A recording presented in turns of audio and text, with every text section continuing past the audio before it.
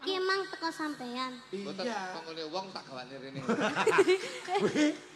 Kuwi kok sampean nggawa kok Ponorogo Blitar. Mboten kok ngene wong tak gawane rene. Aku mek gawane rene ngono lho. Oh alah nggih. Kene sik. Niki enten tulisane to niku. Enten niki. Niku yen boten kleru lho niku. Nggih. Niku kagengane Bunda Arsana Lope saking Lope. Singapura. Mbok lagi niku lho kula kok. Sik. Nih, tuk, ini tuk. Dadi meja. Meja neh no. Oh alah. Meja. Nggih meja pantai penak Mas Budi. Tumpangno kene, Mas. Anu nggih meja pantai penak. Manut tok niku. Nah. Gak nggih meja pantai. Tepi sana, tepi sana. Hadap sana. Bismillah. Jane nggih meja Nah. pantai apik jane. Alhamdulillah. Nah. Sik, kucana Mas, kucana sampean kono, Mas. Nah, kurang lama. Yo niki kan ben dibenakne kuwi nduk Anu sampean Mas, nduk. Mas, golekno gaji tak gaji Ini. iki. Wah betul. Ini punpunanya agak Sing ganjel iki tak gaji sik. Ben penak ngene Anu mau pancen Pak Soleh wae aku kok. Piye? Anu sampean Sampean sini, kok bengi satu khusus sini. dadi meja ngono Pak. Satu sini. Wes. udah Mas, sama dengan gitu sini, aja. dengan sini. Nah, ini. Anu mbok liyane jojo. Wes kok menengo dilu. Ngene sing penting iki ibadah. Nah, Dek ini kan Mosok dadi meja tok ini bayaran. bayaran. menengo ngomong ini.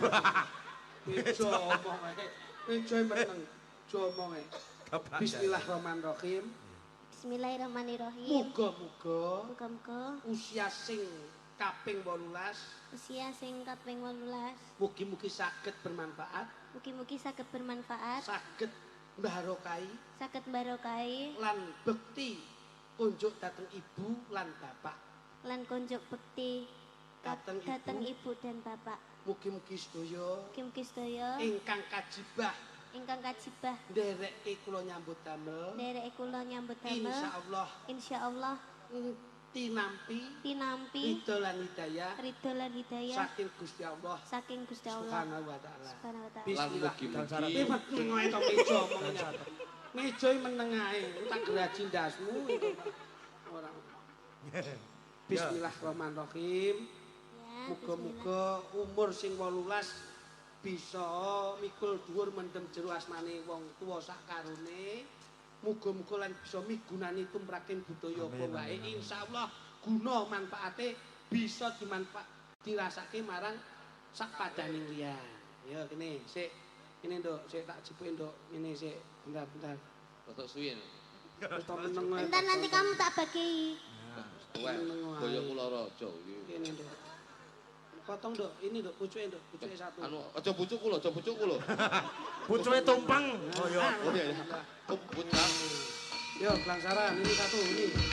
Pucuke Nduk. Tepuk tangan Bapak Ibu buat Niken Salindri. Ulang tahun yang ke-18 berkah barokah untuk Niken Salindri. Pun, sebelah.